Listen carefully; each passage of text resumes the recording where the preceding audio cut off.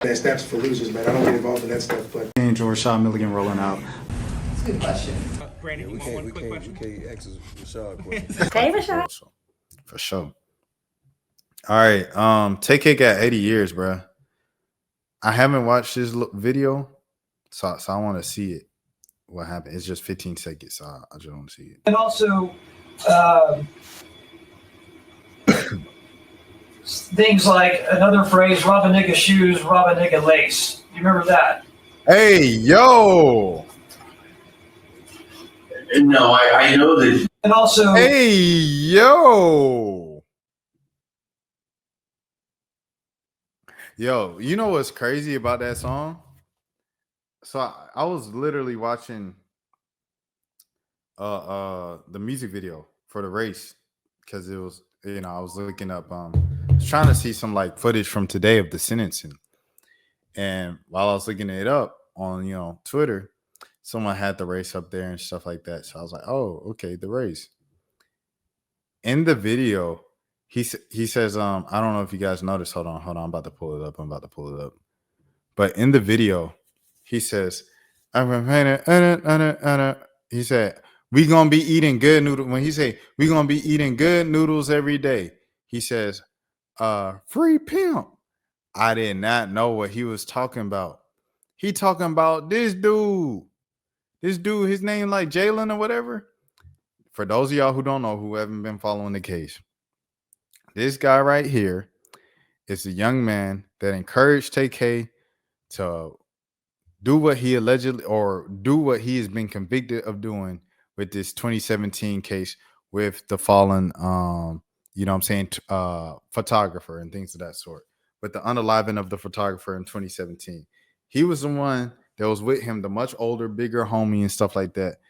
That when they pulled over, when they went over to the Mexican restaurant after the fact, he high-fived him and said, congrats on your first body. And he the one that went into, which he's been convicted of now, they went into the boy's wallet after he was unalive and got mad that he only had $10. It was this dude right here. And so when Tay-K in that song, in the music video, he say, we gonna be eating good noodles every day. Free pimp. Uncle Taylor Tui, Tay-K paid the way. You're a simp. Like, a beat, I was trying to beat it, and y'all know the rest. But in that, he was talking about pimp, this kid right here. And not only did he talk, like he literally pulled up a like his mugshot. And I never noticed that. Never realized that. That's crazy. It's crazy, but it's also crazy. Like people use this stuff against you in court. Like, cause you would think you know what I'm saying, safe from the art and everything. Oh, it's art, it's entertainment, it's this and that. But I feel like you giving them a layup when you just tell like that much, bro. It's too much dry snitching, man. Man, RP MF Doom, bro. Rap snitches, telling all their business. Having a court and handing all drug dealers. Did I see their calculator? Yeah, it's right here. But at home labor hunters on another kid. All right, cool. So he's facing 5 to 99 years. Before he received 90 years, his sister spoke to the judge before her sentencing. His punishments were too big for like the thing. Like if we got bad grades, then we would be punished like he would. It started off by maybe the whoopings got worse and worser, and then now it's not a belt. Now it's a 2x4, and we get a certain number of hits, and we get hit with it. And we have to lay there, and we can't get up. And it was times when Tamar was younger than me, so. Tamar was younger than me, and he would cry, and just maybe they would think he was over dramatic, so they would tie him down to an ironing board, strap him down, like stuff like that. And you said that these were examples of over disciplining you both for things in the house? Maybe bad grades, maybe like. Yeah, just bad grades and stuff like that. We weren't bad kids to be doing going and doing anything we didn't have any business. We were too young, and we moved around a lot to know what's going on in our outside world. We were just learning. So it would be stuff like bad grades and stuff like were there ever any signs that you were being hurt this way? Things that other people would notice? Yes, Give me some examples. bruises, busted lips, noses. People have witnessed before. Did any of these things ever come to the attention of your teachers or other adults outside your house? Tamar's teacher noticed. Okay. What happened when she noticed?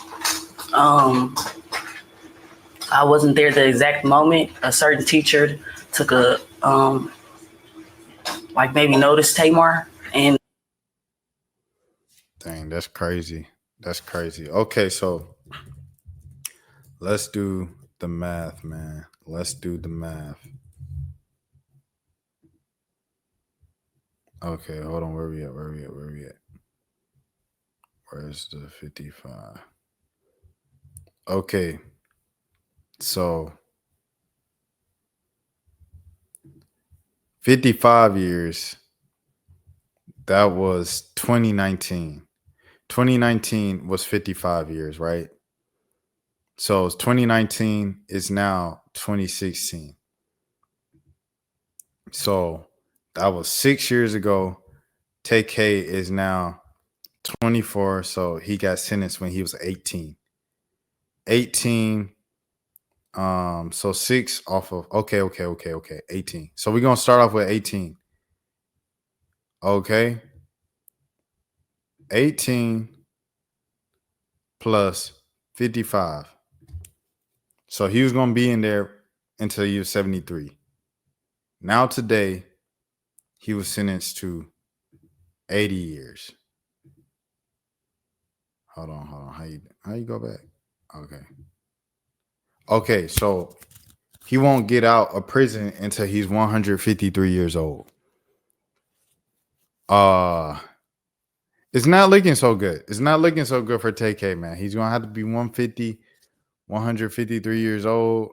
To see the judge not playing with him at all, playing no games, man. 80 years is insane on top of 55. And it's like, you can say, oh, it was just, bro, 2 bodies and attempted robberies and attempted body as well. That's kind of crazy, bro. Before the age of 18 and then rapping about it and then putting like songs and bragging with the one, like those stuff is crazy, bro. That's pretty crazy. And I know some rappers might have gotten away with some stuff. You know, I was listening to an older rapper. I ain't gonna use no names because I ain't snitching. But I was listening to an older rapper, his old stuff that I used to listen to all the time growing up, but like the radio version I would listen to. And the dirty version was much different. And the dirty version would have like just discrete ways of how they would like just, you know what I'm saying, unalive folks. And I was like, this is insane. And those people would eventually say in interviews, they was like, well, we would talk about what we were doing like years after the fact, you know, after the statute of limitations. These guys are doing and rapping what they talking about right now. And that's the difference between these youngins and us. I want to go back to what his sister was saying, man, at the end of the day, because I think this is very important, just a very important thing to just acknowledge. Like it was almost like life was set up for him to fail. You know what I'm saying? To be placed in a certain environment, to have, you know, to be treated a certain way in a hostile environment and things of that sort.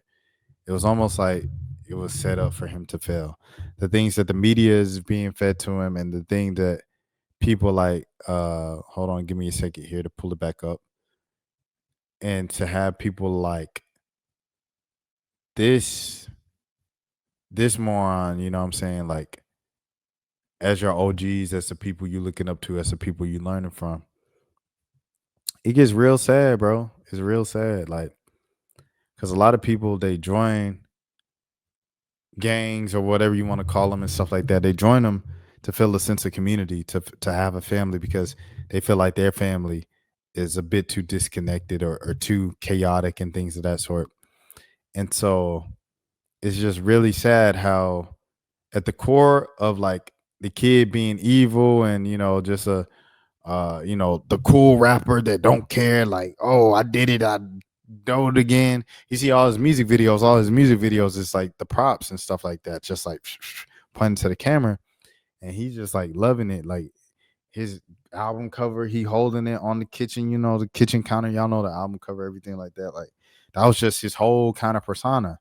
And while he's like, oh yeah, I'm so bad, like I do this, yeah, I do this for a living, everything like that. Beyond all of that, on the inside is a broken child. And that's the saddest part about this, and there's so many stories like this every single year.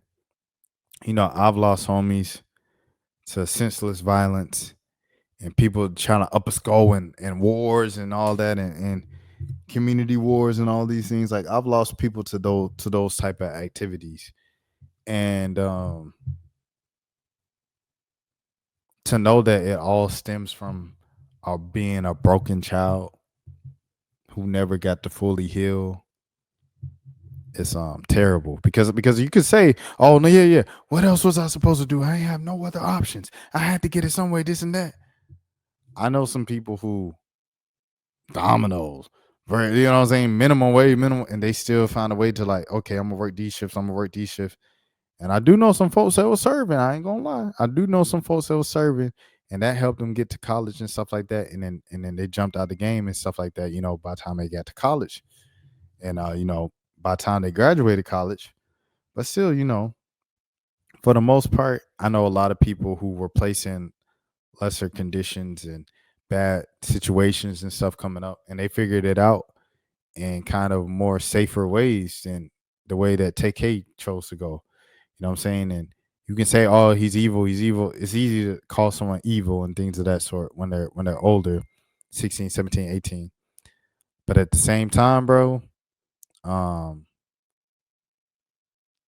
this is obviously just a kid that came from a broken home, set up for failure, born into something situation where he was born for failure. So this is why it's so important to, if you're gonna have children, if you're going to have children, please understand the responsibility that comes with it. Don't have no child because it's cute.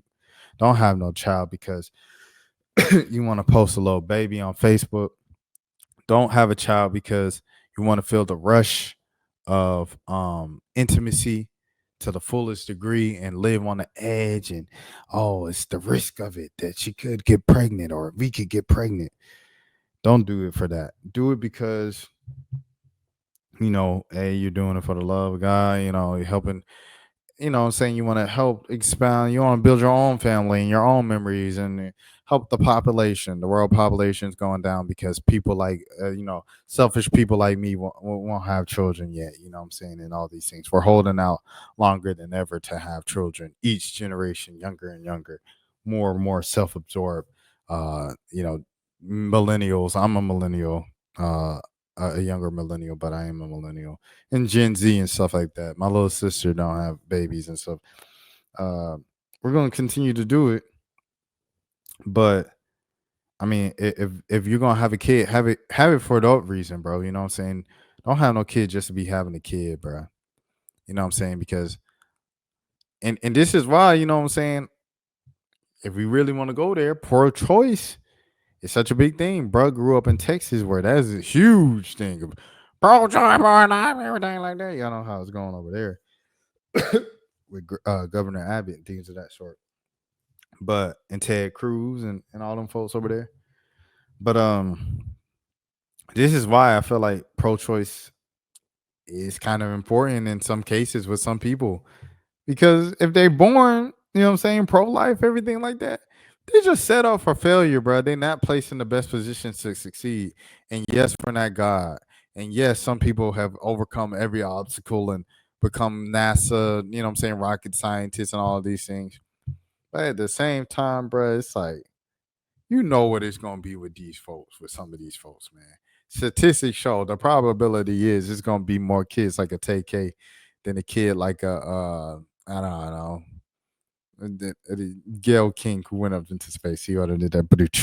But yeah, man, that's all I wanted to say for today. That's all I have for tonight 51-minute stream, W stream, W stream, W stream, W stream. My name is Rashad Milligan. As always, this is the road to 5K subs. If you are new to the channel, please take care of yourselves, and I will see you tomorrow. Or I will see you to. that snaps for losers, man. I don't get involved in that stuff, but. Angel Rashad Milligan rolling out. Yeah, we can't ask Rashad questions. Hey, Rashad.